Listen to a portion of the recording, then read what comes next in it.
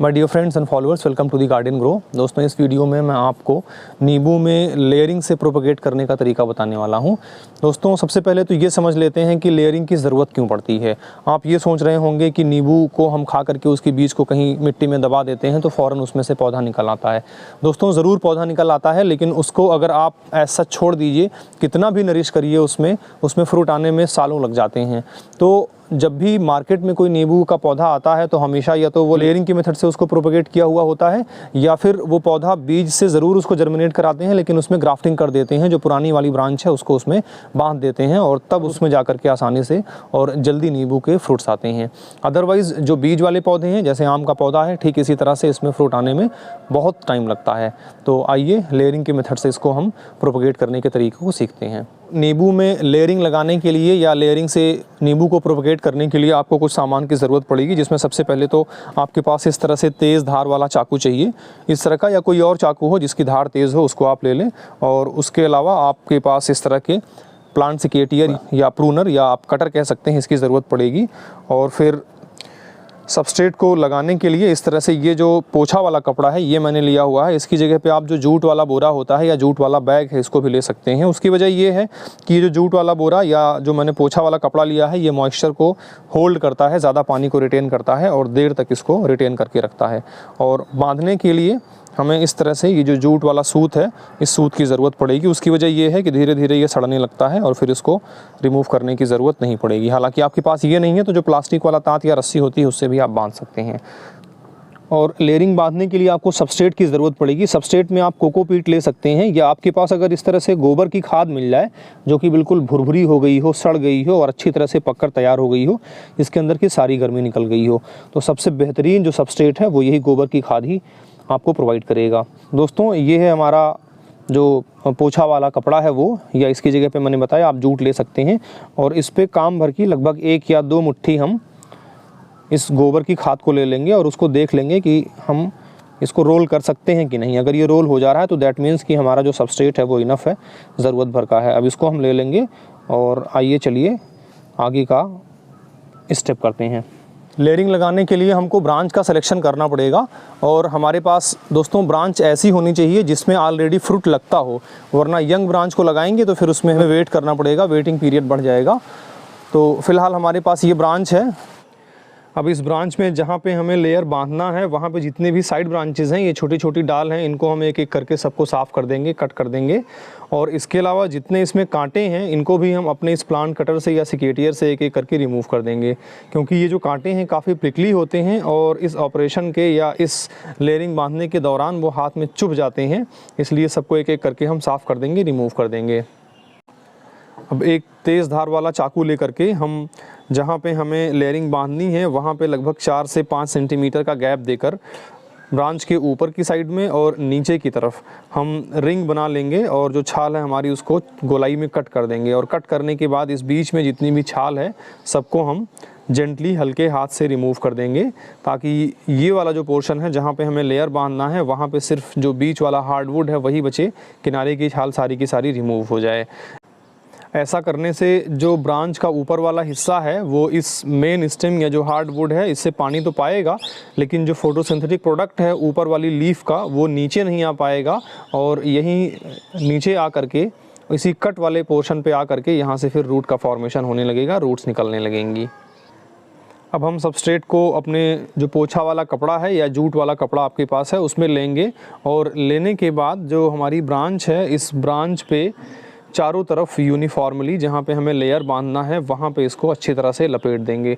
दोस्तों, हमें ऐसा लपेटना है कि ऊपर और नीचे दोनों साइड में बांधने के लिए प्रॉपर स्पेस मिल जाए, और इसके अलावा जो हमारा स्टेम है, स्टेम के चारों तरफ जो हमारा सबस्ट्रेट है वो यूनिफॉर्मली डिस्ट्रीब्यूट हो जाए।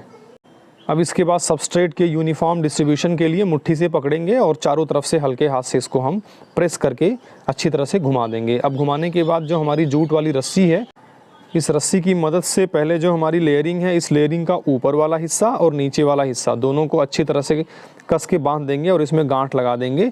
और इसके बाद जो बची हुई हमारी जूट वाली रस्सी है वो पूरी लेयरिंग के ऊपर धीरे धीरे करके हम इसको रैप कर देंगे। बहुत टाइट रैपिंग नहीं करनी है और बहुत लूज़ रैपिंग नहीं करनी है, बस रैपिंग ऐसी करनी है कि जितनी भी मिट्टी है वो किसी भी सूरत में, किसी भी हाल में बहने ना पाए, बाहर ना निकलने पाए। दोस्तों आप देख सकते हैं मैंने अपनी इस नींबू की ब्रांच में ये जो लेयरिंग है उसको कंप्लीट कर लिया है और इसको मैंने जो जूट वाला सूत है इससे अच्छी तरह से बांध दिया है। अब आपको क्या करना है, इसकी भरपूर आपको देखभाल करनी है और देखभाल करने में कम से कम दिन में एक बार आप इस पर ज़रूर पानी डालें, जिससे ये प्रॉपर वेट रहे, इसमें नमी बनी रहे। और एक और जो इसमें क्रिटिकल थिंग है, बहुत ज़रूरी बात है, वो मैं आपको बता दे रहा हूँ कि इस प्रैक्टिस को जब भी आप करिए बारिश का मौसम होना चाहिए, क्योंकि बारिश के अलावा अगर आप सर्दी में या गर्मी में करेंगे तो अगर 1 घंटे के लिए भी अगर ये सूख गया, इससे नमी हट गई, तो एक तो रूट नहीं निकलेगी और अगर जो रूट निकल भी गई होगी तो वो भी सूख जाएगी। बस अब आपको इसकी केयर करना है, इसमें बराबर पानी डालते रहिए, इसमें नमी मेंटेन करके रखिए। कुछ ही दिन में आप देखेंगे कि इसमें रूट निकलने लगेगी। दोस्तों आप देख सकते हैं इसी प्लांट में मैंने इसी मेथड से 1 महीना पहले, ये सितंबर का महीना चल रहा है और अगस्त में मैंने इसको यहाँ पे एक और लेयर बांधा हुआ था। आप अगर इसमें गौर से देखेंगे यहाँ नीचे तो छोटी छोटी इसमें जड़ बाहर निकलना शुरू हो गई हैं, आपको क्लियरली दिखाई पड़ रहा होगा। ये 1 महीने की प्रोग्रेस है और जैसे ही इसमें जड़ निकलने लगी है इसका मतलब जो हमारी लेयरिंग है वो सक्सेसफुल हो गई है। अब हमें इसको यहाँ से कट करना है और कट करके इसको किसी शेड वाली जगह पे या गमले में इसको हम ट्रांसप्लांट करेंगे। तो कट करने के लिए आप इस तरह से तेज़ धार वाला जो एक के ऊपर एक गिरता है वो सिकेटियर ले लीजिए और इसके पीछे से जहाँ से इसको हमने बांधा हुआ है जस्ट इसके पीछे से इसको कट कर लीजिए।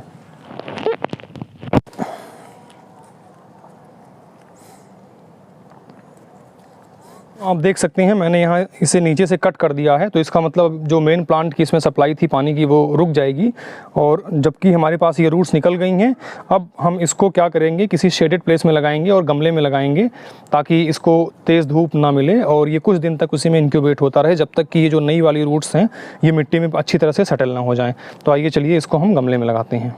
दोस्तों जैसा कि मैंने बताया कि इसको इंक्यूबेट करने की ज़रूरत पड़ेगी ताकि इसमें जो यंग रूट्स हैं वो अच्छी तरह से इस्टेब्लिश कर जाएं और जो सॉइल है उसमें अच्छी तरह से पकड़ लें और इसके अलावा और नए रूट्स इसमें निकल जाएं। तो फ़िलहाल इसको हम गमले में लगा रहे हैं।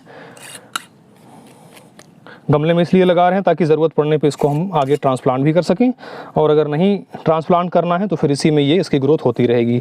अब आप देख सकते हैं इसमें मैंने जो सूत लिया हुआ था वो प्लास्टिक वाला लिया था, इसलिए इसको हमें 2-3 जगह से कम कट कर देना है ताकि अगर इसकी रूट बढ़ें तो ये उसको रोके ना।